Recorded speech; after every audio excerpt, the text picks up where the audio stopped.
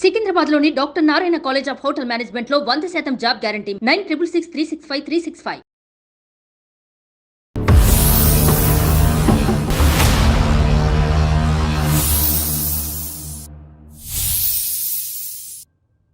అందమైన జీవితానికి స్వాగతం. నమస్తే కళ్యాణ్ గారు. నమస్తే జయ గారు. ఎంత బాధపడుతున్నారంటే అసలు మాటల్లో చెప్పలేకపోతున్నాం, అసలు ఎక్స్ప్రెస్ చేయడానికి కూడా అవ్వని విషయం అన్నమాట. అది మన దగ్గరికి, మన వేదిక మీదకి తీసుకురావాలని ఆయన కోరుకుంటున్నారు. పెద్ద ఆయన మీరు పర్మిషన్ ఇస్తే నేను కాల్ చేస్తానండి. అయితే మీతో కూడా చాలా మంది పర్సనల్గా మాట్లాడాలనుకుంటున్నారండి. సో డాక్టర్ గారితో మీతో పర్సనల్గా మాట్లాడాలనుకుంటే వాట్సాప్ నెంబర్ కనుక మనం ఇస్తున్న నెంబర్కి కాల్ చేస్తే. హలో, నమస్తే అండి. నమస్తే అండి, నేను జయానండి, అందమైన జీవితం నుంచి కాల్ చేస్తున్నాను. సూర్యప్రకాష్ గారండి? సూర్యనారాయణ గారా? నమస్తే అండి. నమస్తే సూర్యనారాయణ గారు. నాతో పాటు డాక్టర్ కళ్యాణ్ చక్రవర్తి గారు ఉన్నారు. ఒక్కసారి మాట్లాడండి. నమస్కారం చెప్పండి. అట్లాగే. నమస్తే సూర్యనారాయణ గారు. నమస్కారం సార్. ఏదో కొద్దిగా ఇబ్బందికరంగా చాలా భావోద్రేకంతో ఒక ఈమెయిల్ పెట్టారు. మీరు పెట్టారో ఎవరి చేతన పెట్టించారో తెలియదు, కానీ సమస్య ఏంటో చెప్పండి సూర్యనారాయణ గారు. నమస్కారం డాక్టర్ గారు. నమస్కారం. నా పేరు సూర్యనారాయణ. అయితే నాకు వచ్చిన దారుణమైన కష్టం ఇది ఎవరికి కూడా రాకూడదు. నేను ఎలా మాట్లాడాలో కూడా తెలియని పరిస్థితికి వెళ్ళిపోయాను. ఈ మధ్య నాకు కూడా సరిగా ఒంట్లో బాగుండట్లేదు. దుఃఖాన్ని ఆపుకోలేకపోతున్నానమ్మా. నేను 10 ఏళ్ల క్రితం నా భార్య జబ్బు చేసి చచ్చిపోయింది. పోతూ నా కూతురు చెయ్యి నా చేతులు వేసి పిల్ల జాగ్రత్త అని చెప్పి మరి చనిపోయింది.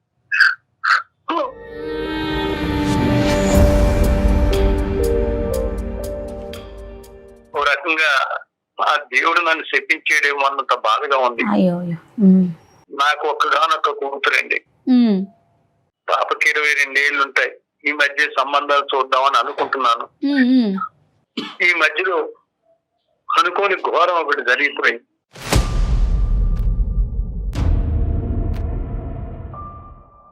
ఈ పిల్లలు చూస్తే రోజు నీరసపడిపోతుంది. సరిగా అన్నం తింటం లేదు. ఏమైందమ్మా అంటే ఏమి చెప్పం. ఏం లేదు నాన్న అని నీరసంగా చెప్తుంది. కాలేజీకి అయితే దగ్గరుండి మరీ దింపేవాడిని. సాయంత్రం టైంలో వద్దు నాన్న మీరు రాకండి, ఫ్రెండ్స్ తో వస్తానంటే వద్దమ్మా వద్దు నేను వస్తా, వచ్చి నేను తీసుకెళ్తానని చెప్పి తీసుకొచ్చేవాడిని. 3 సంవత్సరాలు అలాగే చేసి ఇప్పుడు కూడా నన్ను కూడా అంటి పెట్టుకునే ఉండేది. 1 నెల నుంచి నా పిల్లలు రకరకాల మార్పులు చూస్తున్నా. మొహం వాడిపోయింది. ఎప్పుడు నీరసంగానే ఉంటుంది.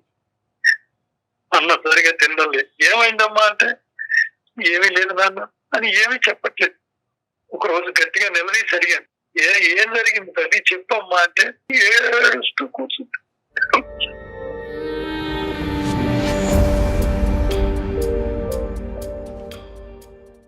నన్ను నమ్మనుకునే చెప్పమ్మా అని మరీ అడిగితే ఏడుస్తూ కూర్చుంటుంది. ఇంకెలా లాభం లేదని పాప పడుకున్న సమయంలో దాని పుస్తకాలు, బ్యాగులు అన్ని వెతికి చూసింది. ఒక సర్టిఫికెట్ మాత్రం దాని పేరు మీద బయటకు వచ్చినప్పుడు అది అబార్షన్ జరిగింది.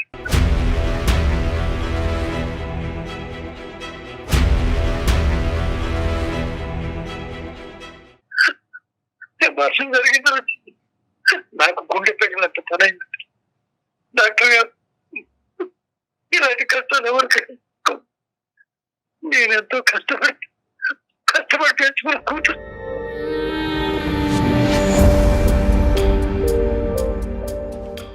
ఈ బరువు దించుకుందామంటే ఇది ఎవరికైనా చెప్పుకునే విషయం కాదు.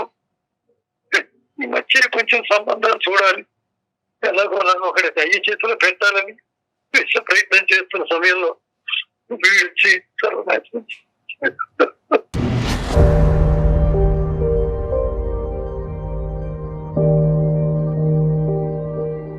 ఏం చేస్తుందండి పాప? డిగ్రీ చదివిందమ్మా. పాపకి అంటే సూర్యనారాయణ గారు, మీరు ఆల్రెడీ చాలా ఆవేదనలో ఉన్నారు. పాప జీవితంలో ఇంతకు ముందు ఎప్పుడైనా ప్రేమించటం ఇలాంటి సంఘటనలు ఎప్పుడైనా జరిగినాయా, లేదంటే ఇలాంటి అంశం వినటం ఇదే ఫస్ట్ టైమా మీ జీవితంలో? నా జీవితంలో ఇదే ఫస్ట్ టైం సార్. ఇదే ఫస్ట్ టైం. ఏమని చెప్పిందండి పాప? ఏమని చెప్పింది? ఎలా మోసపోయిందంట? ఈ సోకాల్డ్ ఎదవులు ఎవరైతే ఉన్నారో వాళ్ళ ఉచ్చులో ఈ అమ్మాయి ఎలా చిక్కుకుంది? ఏమని చెప్పిందా? ఏమైనా వివరాలన్నా చెప్పిందా అమ్మాయి ఇప్పటికైనా? గట్టిగా అడిగితే చెప్పింది డాక్టర్ గారు. అయితే ఈ తెలిసి తెలియని వయసు, అది కాక ఈ ఎవరో పోకిరి ఎదవలు, రౌడీలు ప్రేమ ప్రేమ అంటూ వెనకాల పడ్డారు. ఆ పిల్ల ఆ మాటలు నమ్మేసింది. మాయ మాటలు నమ్మి ఇంతవరకు తెచ్చుకుంది. బాధపడకండి అండి.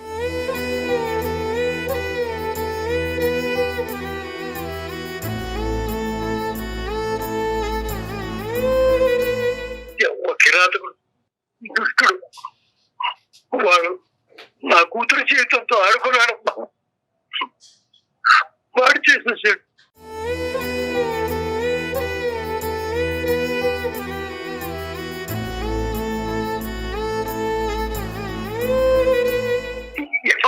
వరకు తెచ్చుకుంటే పిల్లకి పెళ్లి చేయాలా? నాకు వేరే వాడి జీవితంలోకి ఎలా చెప్తాం? ఈ సమాజం ఏమైపోతుంది? ఇలా ఉంటే ఈ కుర్రవాళ్ళు కానీ ఆడవాళ్ళు కానీ ఈ పిల్లలకి తల్లిదండ్రులు కనిపెట్టుకుని ఉండాలి అంటే తల్లి లేని పిల్ల కదా అని నేను కొంచెం ఊరుకున్నాను. కానీ ఏమీ తెలియని వయసు ఇంత దారుణం జరుగుతుంది ఊహించలేదు. అయ్యో సున్నాను గారు,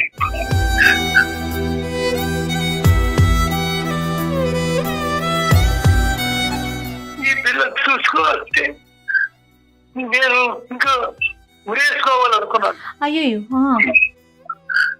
ఇలా అనాథ అయిపోతుంది ఒక పక్క భయం.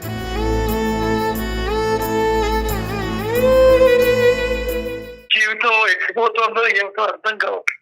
సూర్యనారాయణ గారు, మొదటగా మీరు ఈ క్లిష్టమైనటువంటి పరిస్థితిలో, ఈ సంక్లిష్టమైనటువంటి పరిస్థితిలో ప్రధానంగా మీరు ముందు ధైర్యంగా ఉండాలి. పాప ఎటువంటి వివరాలన్నా ఇచ్చిందా? అంటే ఎంతకాలం బట్టి ఇది జరిగింది? ఇలాగా శారీరకంగా కలవటానికి ఇది బలాత్కారమా, లేదంటే ఇరువైపులా ఒక అంగీకారమా? మోసపోయిందా? ఏం జరిగింది? ఇలాంటి అంశాలు ఏమన్నా కొద్దిగా మాకు వివరణ చెప్పగలరా, మీకు అభ్యంతరం లేకపోతే?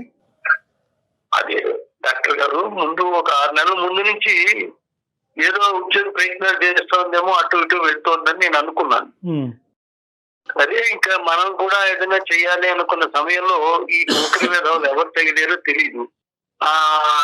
ఎవరో ఇప్పటికీ నాకు తెలియదు. వాడు మీకు ఇప్పటికీ తెలీదా? నాకు తెలియదు. అంటే ఆ కాలనీ వాడా, కాలేజ్ వాడా, ఆఫీస్ వాడా ఎంతో కొంత తెలిసి ఉంటుందిగా మీకు?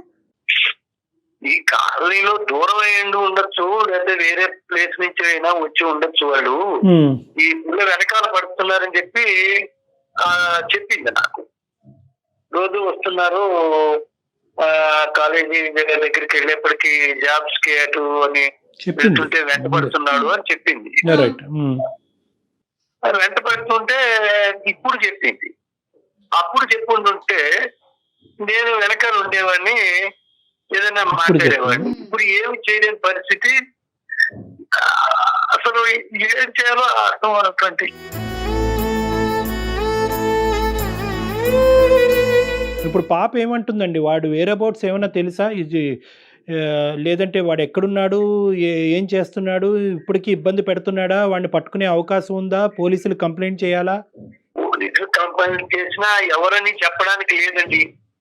ఈ పిల్లకి తెలియట్లేదు. ఇప్పుడు వాడిని మర్చిపోయిందో తెలీదు, వాళ్ళు ఎక్కడుంటారో సరిగా తెలీదు.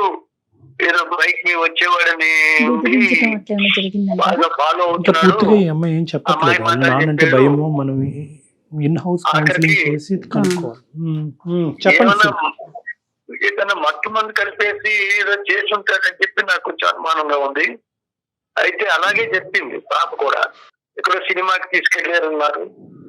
తర్వాత నుంచి ఏదో గెస్ట్ ఎక్కడికి వెళ్ళారో తెలియదు. నేనే మోసపోయా తప్ప ఇక్కడ ఎవరికి ఏమీ లేదు.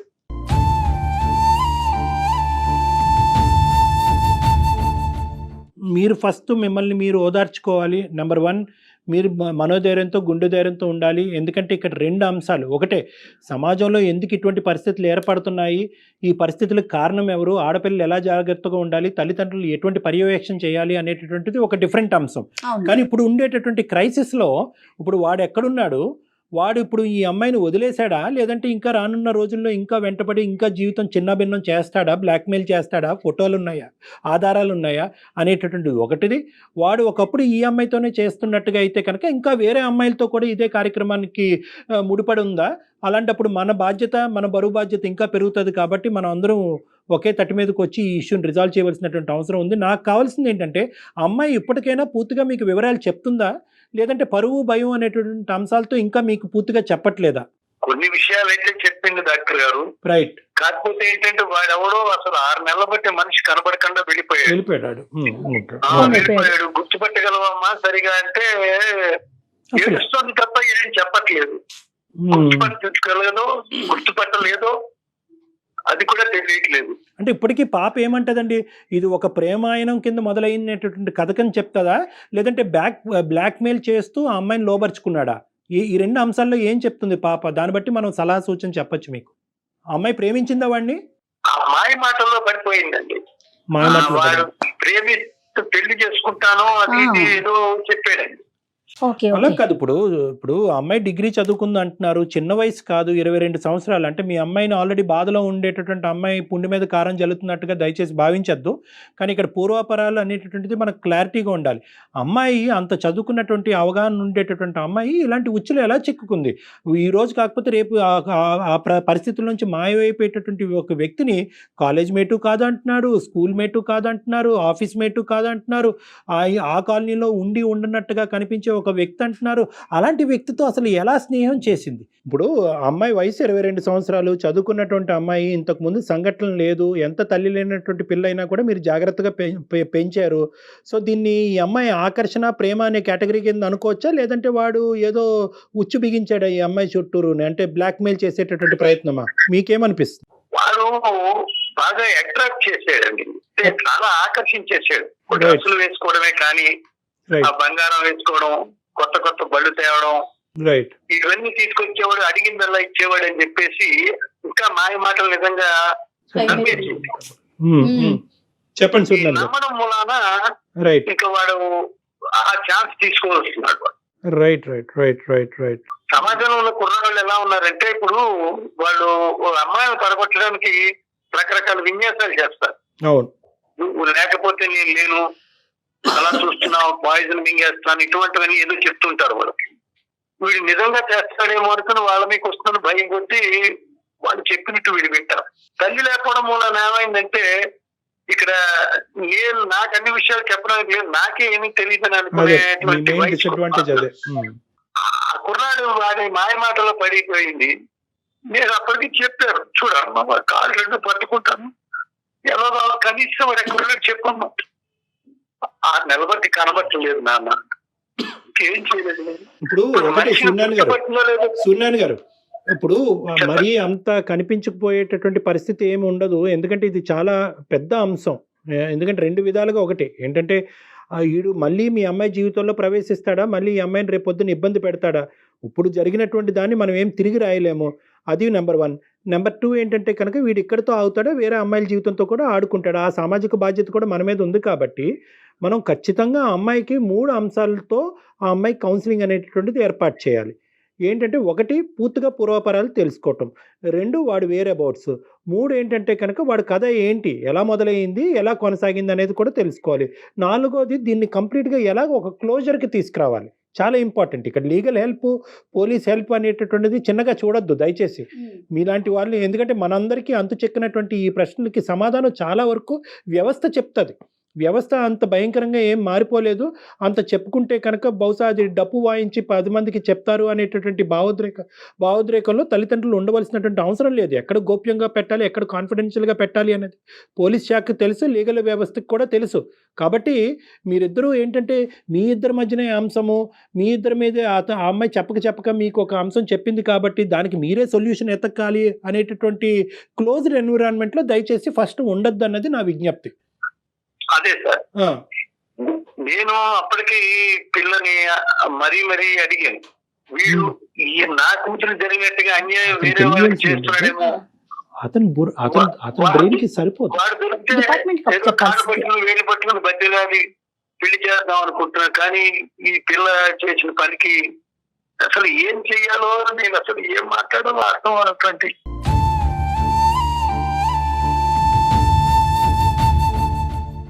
మీరు పోలీసుల హెల్ప్ కనుక తీసుకోగలిగితే రేపటి రోజున మళ్ళీ అతను ఇంకొకసారి ఇబ్బంది పెట్టడానికి అవకాశం ఉండదు. మీ అమ్మాయినే కాదు, ఏ అమ్మాయి ఇలాంటి ఇబ్బంది పడకుండా ఉండాలి అంటే ఒక్కసారి మీరు కంప్లైంట్ లాగా అట్లా ఏదైనా రేస్ చేస్తే బాగుంటుంది అంటున్నారు. ఒకటి సూర్యనారాయణ గారు, ఇది ఒక పాయింట్, లీగల్ హెల్ప్ తీసుకోవటం. ఇప్పుడు మీరు చెప్పినటువంటి పాయింట్ ఆకర్షణ అనేటటువంటి అంశంలో ప్రధానంగా యువకులకు తెలుసుకోవాల్సినటువంటి ఈ సందర్భం, ప్రధానంగా ఆడపిల్లలకి తెలియవలసినటువంటి అంశం ఏంటంటే మేల్ ఫీమేల్ అట్రాక్షన్, ఆడ మగవాళ్ళు అనేటటువంటి సృష్టి ధర్మం, అది న్యాచురల్గా ఉంటుంది. కానీ ఎప్పుడైతే కనుక ఆ అట్రాక్షన్లో, ఆ ఆకర్షణలో మోసము అనేటటువంటిది ఎప్పుడైతే జత అవుతుందో అప్పుడు ఈ వ్యవస్థ అనేటటువంటిది చిన్నభిన్నం అయిపోతుంది అనమాట. అంటే ఇక్కడ జరిగినటువంటిది ఏంటంటే కనుక నేను సింగిల్ పేరెంట్గా నా కూతుర్ని చూసుకోలేకపోయాను అనేటటువంటి అంశం ఒకటైతే కనుక, రెండోది ఏంటంటే మన ఇంటి వరకు ఈ సమస్య రాదు, ఇది ఎక్కడో మనం టీవీలోనో ఎక్కడో రేడియోలోనో వింటాము, మన ఇంటి వరకు రాదు అనేటటువంటి కాన్సెప్ట్లో మ్యాక్సిమం నెంబర్ ఆఫ్ తల్లిదండ్రులు ఉంటారు. అయితే చీడ పురుగులను అనేటటువంటిది ఏరి వేసేయటం, బయటకు తీసేటువంటి ఎన్నో సంఘటనలు జరుగుతున్నాయి, ఎన్నో భయంకరమైనటువంటి మానవాంగాలు, హత్యలు, ఆత్మహత్యలు భయంకరంగా జరుగుతున్నా కూడా ప్రతిరోజు ఇవి పెట్టరేగిపోతున్నాయే కానీ మనం అరికట్టలేకపోతున్నాం. ఎందుకంటే కనుక ఆ పర్యవేక్షణ, ఆ మానిటరింగు, ఆ క్లోజ్నెస్, ఆ ఫ్యామిలీలో ఉండేటటువంటి క్లోజ్నెస్ వల్ల ఇలాంటి అంశాలు మనకి అర్థం అవుతాయి. అది తల్లి అయినా, తండ్రి అయినా, సింగిల్ పేరెంట్ అయినా, డబుల్ పేరెంట్స్ అయినా, ఎవరైనా కూడా మనం ఏంటంటే పిల్లల దగ్గర నుంచి మీరు కాలేజీకి వెళ్తున్నారా, వస్తున్నారా, చదువుకుంటున్నారా, ఏం చేస్తున్నారు, ఇంతవరకే తెలుసుకుంటున్నాం. కానీ వారు ఎటువంటి ఆకర్షణకి లోనవుతున్నారు, ఎటువంటి మనుషులను వాళ్ళు ఆకర్షించేటటువంటి ప్రయత్నం చేస్తున్నారు. సమాజంలో మీరు ఎంత కరెక్ట్గా ఉన్నా కూడా బయట వచ్చేటటువంటి ఆకర్షణ యొక్క పవర్ ఎంత విపరీతంగా ఉంటుంది. ఆ పవర్ని తట్టుకునేటటువంటి కెపాసిటీ మీ పిల్లలకు ఉందా లేదా అని చూసుకోవాల్సినటువంటి బరువు బాధ్యతలు తల్లిదండ్రుల భుజస్కంధాల మీద ఉన్నాయి. ఇది కేవలం ఎలా వస్తుందంటే కనుక ఫ్యామిలీ టైం అని పదే పదే అంటూ ఉంటాం. కుటుంబ సమయంలో మనం కూర్చుంటున్నంత సేపు మనం ఏం మాట్లాడుకుంటున్నాం, ఎన్ని మార్కులు వచ్చినాయి, నీట్లో సీట్ వచ్చిందా, ఎంసెట్లో ర్యాంక్ వచ్చిందా, ఎందుకు రాలేదు, వాళ్ళకి ఎందుకు ర్యాంక్ వచ్చింది అనేదే మాట్లాడుకుంటున్నాం. కానీ ఈ ఆకర్షణలు, లవ్ అఫేర్లు, లవ్ స్టోరీలు మన ఇంట్లో కాదు ఎదురింట్లో పక్కింట్లో జరుగుతాయనేది చాలామంది తల్లిదండ్రుల్లో ఉండేటటువంటి ఒక కాన్సెప్ట్. సో కాబట్టి ఏంటంటే ఒక ఫ్రీనెస్ అనేటటువంటిది క్రియేట్ అవ్వాలి. ఇలా ఆకర్షించవచ్చు, ఇలా మాటల్లో మభ్యపెట్టచ్చు, తల్లిదండ్రులుగా మేము చూపెట్టలేనిది వాళ్ళే చూపెడతారు అనే నమ్మకాన్ని మీకు కలగజేయచ్చు, సూపర్ఫిషియల్ అట్రాక్షన్ ఇవ్వచ్చు, మానసికంగా అట్రాక్ట్ చేయొచ్చు, మేము ఇవ్వనటువంటి గిఫ్ట్లు వాడు కొని తేవచ్చు, మీ మీద విపరీతమైనటువంటి ఇంట్రెస్ట్ చూపెట్టచ్చు, మీ కెరియర్ గురించి, మీ భవిష్యత్తు గురించి మీలాగా వీళ్ళలాగా ఎవరూ ఆలోచించలేరు అనేటటువంటి ఒక అట్మాస్ఫియర్ క్రియేట్ చేయొచ్చు.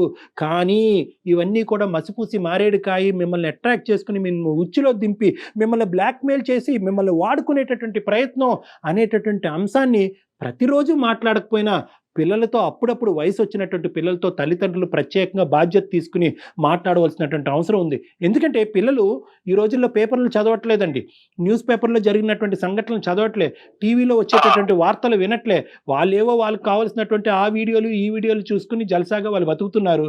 ఇలాంటి సంఘటన వచ్చేటప్పటికి తెలిసి తెలియకుండా ఆ ఉచ్చులో చిక్కడిపోతున్నారు.